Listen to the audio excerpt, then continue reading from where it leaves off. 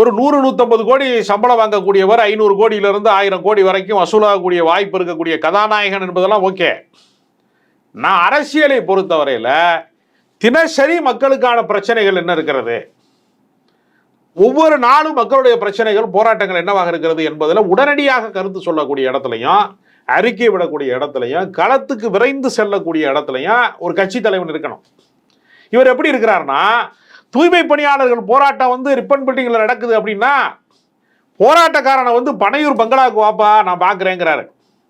ஏன்னு கேட்டால் கூட்டம் வந்துடும். என்னையா அது, நீ ஒரு அரசியல் கட்சி தலைவர், உனக்கு கூட்டம் வர்றதுனால தான் நீ தலைவராகவே இருக்க. கூட்டம் வரலைன்னா நீ தலைவரே கிடையாது. இப்போ நம்ம போகிறோம், நம்மளை பார்க்க கூட்டம் வருமா? கும்பலா வராதுல.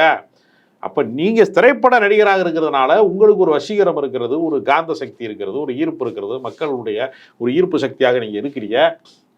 கூட்டம் வந்தால் என்ன, உங்களிடத்துல பாதுகாப்புக்கு என்று நீங்கள் பாக்ஸர்கள் வைத்திருக்கிறீங்க. அரசாங்கமும் மத்திய அரசாங்கமும் உங்களுக்கு சிறப்பு பாதுகாப்பைலாம் கொடுத்துருக்குறாங்க, ஒய்பிரிவு பாதுகாப்புலாம் உங்களுக்கு கொடுத்துருக்குறாங்க. அப்படி பாதுகாப்பு வளையத்துக்குள்ளே இருக்கிற விஜய் வந்துட்டு போகிறதுனால என்ன ஆக போகுது, எதற்காக அச்சப்படுகிறார் அப்படின்னு ஒரு கேள்வி இருக்கு.